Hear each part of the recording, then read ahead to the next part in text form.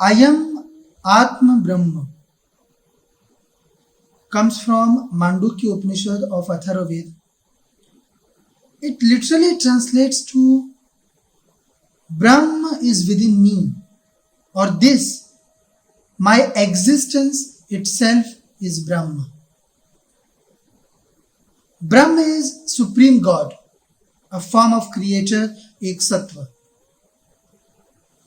These are gems from ancient Vedas which confirm with the existence of Ek Sattva. As I have explained, Ek Sattva is the Supreme God. He is the one who takes forms of different gods. He is the one who, according to natural setups, creates different religions or ways of life. But ultimately,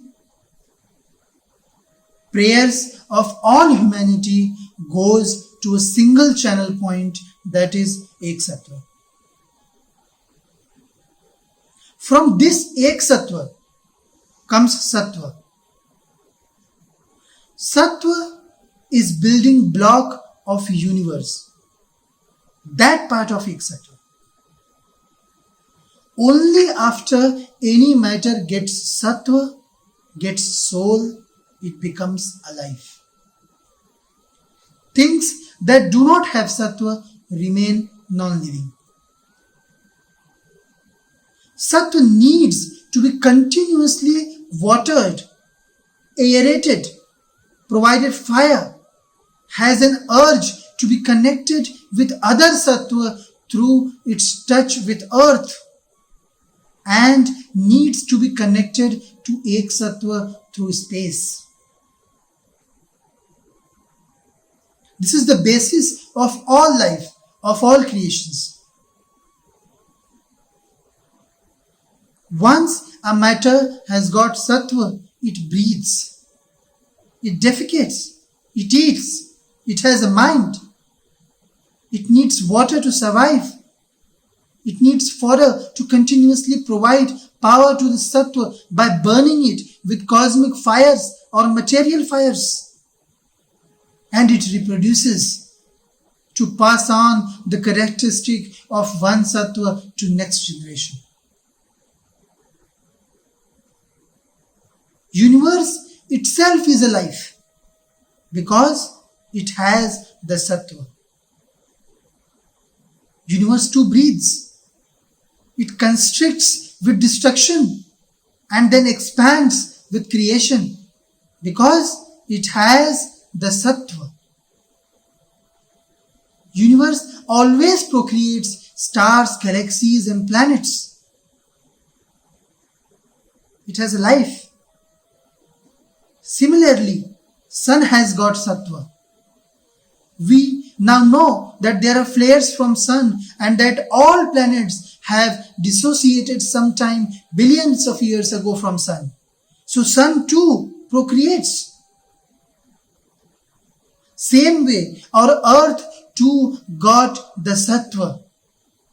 It's a living, breathing, reproducing body, matter, which is connected to Ek Sattva. And then,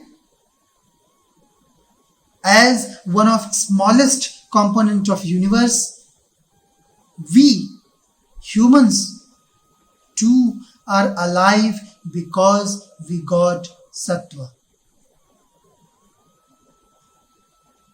So both the matter and energy, body and soul that makes our existence has come from the Ek Sattva. It is a part of Ek Sattva.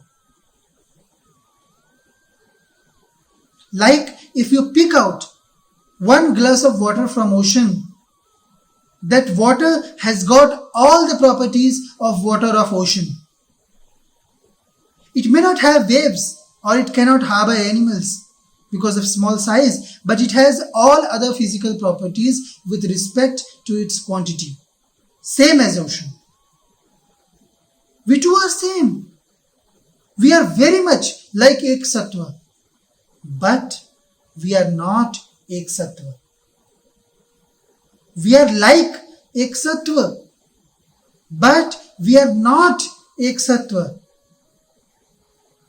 Understanding the difference between two is very important to avoid being egoistic and to avoid unnecessarily harming us or others by giving wrong explanation.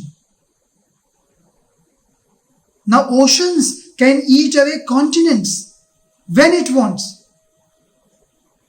But that one glass of water you took out from ocean, despite having all the properties of ocean, if it starts thinking itself as ocean and tries to eat away a continent, what will happen? It cannot move itself even out of the glass. So what it does?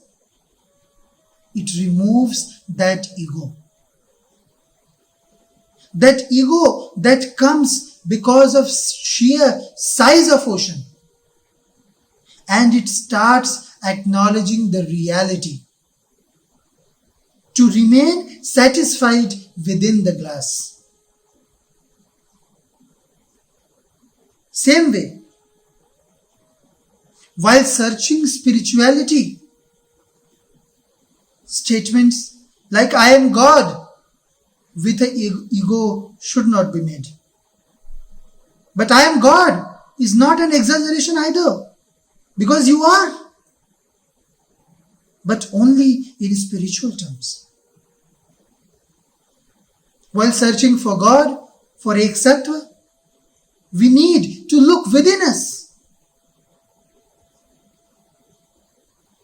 within our inner self, and make our existence one with sattva, then ek sattva. And that is how we achieve inner peace. So I am God. This can be both. Your ticket into material thoughts and processes if you become egoistic about it. And it can also be your ticket out of it all towards inner peace if you understand that you are no ocean but that water in glass.